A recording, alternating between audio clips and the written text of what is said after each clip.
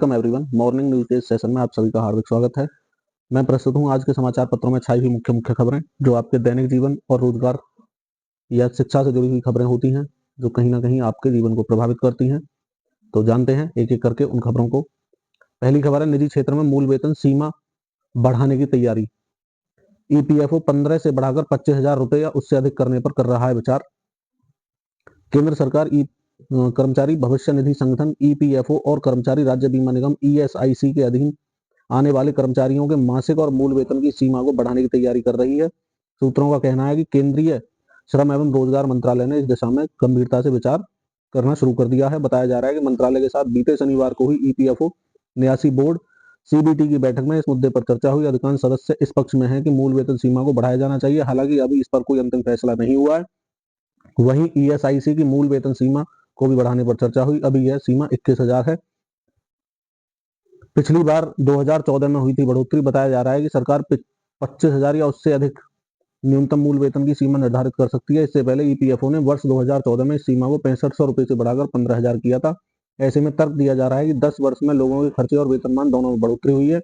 महंगाई को देखते हुए भविष्य में ज्यादा पेंशन और फंड मिले, इसके लिए ज्यादा पैसा खाते में जमा होने की जरूरत है। नियोक्ता योगदान में 8.33% हिस्सा पेंशन फंड में जाता है, जबकि 3.67% पीएफ खाते में जाता है। अधिकांश कंपनियां इस न्यूनतम वेतन सीमा पर ही योगदान करती हैं। आगे है, आशुलिपिक के 661 पद भरे जाएंगे। उत्तर प्रदेश में आशुलिपिक के 661 पदों पर भर्ती होगी। इसके लिए ऑनलाइन आवेदन शुल्क भरने की अंतिम तिथि 25 जनवरी 2025 है। अधीनस्थ सेवा चयन आयोग ने 69 विभागों के नियंत्रणाधीन आशुलिपिक के लिए सोमवार को भर्ती की अधिसूचना जारी कर दी है। एक वर्षीय बीएड डिग्री पाठ्यक्रम फिर होगा शुरू। 4 वर्षीय स्नातक डिग्री प्रोग्राम वाले छात्रों को मिलेगा दाखिला। वर्ष 2026 से बदलेगा प्रारूप। शैक्षणिक सत्र 2026-27 से शिक्षा स्नातक यानी बीएड का स्वरूप प्रारूप पाठ्यक्रम बदलने जा रहा है। राष्ट्रीय शिक्षा नीति यानी 2020 के तहत प्रस्तावित बदलाव में 10 साल बाद अब बीएड का पाठ्यक्रम फिर एक वर्षीय हो जाएगा। बीएड कॉलेजों के लिए वर्ष 2025 से नए बदलाव की अधिसूचना जारी होगी। इसमें 4 वर्षीय स्नातक डिग्री वाले विद्यार्थियों को दाखिला मिलेगा। 1 साल में बीएड, इसमें 4 वर्षीय स्नातक व स्नातकोत्तर का पाठ्यक्रम पूरा कर चुके विद्यार्थी दाखिला ले सकेंगे। 2 साल में बीएड किन के लिए रहेगा? 3 वर्षीय स्नातक करने वाले विद्यार्थियों को दाखिला मिलेगा। स्नातक के बाद शिक्षक बनने के इच्छुक अभ्यर्थियों को यहाँ फायदा मिलेगा। एमएड डिग्री, 4 वर्षीय इंटीग्रेटेड बीएड व 2 साल बीएड की डिग्री पढ़ाई करने वाले विद्यार्थी इसमें दाखिला ले सकते हैं। परीक्षा केंद्रों की सूची अपलोड हो चुकी है। यूपी बोर्ड ने मांगी आपत्तियां। केंद्र निर्धारण समितियों ने देर से निस्तारित की आपत्तियां। 7 तक फाइनल होंगे केंद्र। 400 से ज्यादा केंद्र बढ़ेंगे। वर्ष 2025 की हाई स्कूल और इंटरमीडिएट परीक्षा के लिए यूपी बोर्ड के प्रस्तावित ऑनलाइन केंद्र के संबंध में जनपदीय केंद्र निर्धारण समितियों की ओर से आपत्तियां लेकर निस्तारण करते हुए अनुमोदन कर दिया। अनुमोदन के उपरांत परीक्षा केंद्रों की सूची को यूपी बोर्ड सचिव भगवती सिंह ने सोमवार को उत्तर प्रदेश माध्यमिक शिक्षा परिषद की वेबसाइट पर अपलोड कर आपत्तियां मांगी हैं। आपत्तियां 6 दिसंबर तक की जा सकेंगी, जिनका निस्तारण यूपी बोर्ड मिशन मोड में उसी दिन कराएगा। अनुमान है कि 400 से ज्यादा केंद्र बढ़ सकते हैं। लंबे समय तक एंटीबायोटिक के उपयोग से पार्किंसंस का खतरा। सर्दी जुकाम सिर दर्द हो या बुखार, लोग खुद को ही डॉक्टर मान लेते हैं, अपने मन से दवाएं खा लेते हैं और अगर एक दिन में ठीक नहीं हुआ तो केमिस्ट से पूछकर दवा ले आते हैं। इस दौरान वे एंटीबायोटिक लेने से भी परहेज नहीं करते। एक शोध में कहा गया है कि लंबे समय तक एंटीबायोटिक के उपयोग से पार्किंसंस जैसी बीमारी का खतरा हो जाता है। पार्किंसंस क्या है? पार्किंसंस तंत्रिका संबंधी विकार है जिसमें हाथ पांव कांपते हैं और शरीर पर नियंत्रण नहीं रहता है। एंटीबायोटिक आंत के माइक्रोबायोडाटा को बदल देता है। यह परिवर्तन लंबा चल सकता है। सीएचओ की परीक्षा ऑनलाइन, नकल के बाद रद्द। 37 गिरफ्तार। सॉफ्टवेयर से प्रश्न ऑनलाइन हल कर रहा था सॉल्वर गिरोह।